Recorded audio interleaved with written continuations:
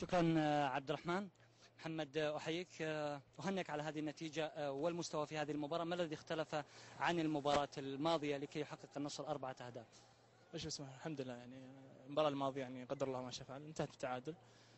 فرق عن المباراة هذه ان احنا المباراة الأولى ما جتنا فرص كثيرة، يعني يمكن جتنا فرصتين، فرصة هدف، فرصة اللي انا ضيعتها.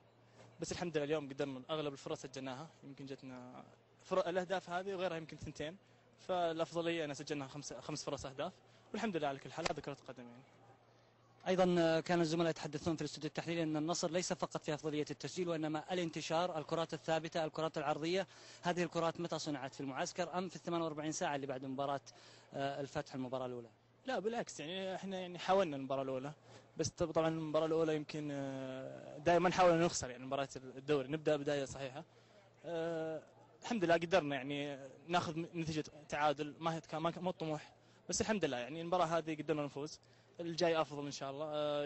راح يكون المباراة الجاية انسجام أكثر، وراح يعني خطط المدرب أو طريقة لعب المدرب راح يكون مفهوم من قبل المحترفين واللاعبين المحليين بشكل أكبر الفترة الجاية إن شاء الله. الهدف الأول كان في الدقائق الأولى قبل على الأقل 10 دقائق من بداية الشوط، 6 دقائق ومن ثم هدف للنصر. هذا المنهج اللي نزلت فيه المباراة، الضغط، البحث عن هدف مبكر؟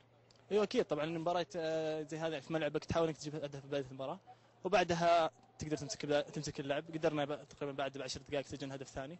الحمد لله الشوط الاول طلعنا 3-0، سيطرنا على المباراه. كان طموحنا نسجل اكثر. الحمد لله النتيجه هذه كويسه بالنسبه لنا، وان شاء الله الجاي يكون افضل ان شاء الله. أخيرا، ركلة الجزاء الخوجلي وفق أمام محمد نور في الأسبوع الماضي، في هذه المباراة لعبت في نفس الزاوية.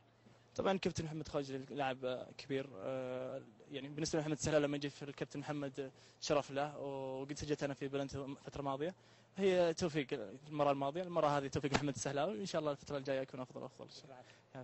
شكرا محمد السهلاوي، شكرا لكل الضيوف في الفلاش انترفيو السريع بعد نهاية هذه المباراة. بالتأكيد قراءة أولية ل90 دقيقة من هذه المباراة، ومن ثم إن شاء الله نلتقيكم في المكزون أو المكان المخصص للقاءات بعد خروج اللاعبين والإداريين من غرفة الملابس. من جديد عبد الله الفقيري، كلمة لك، تفضل.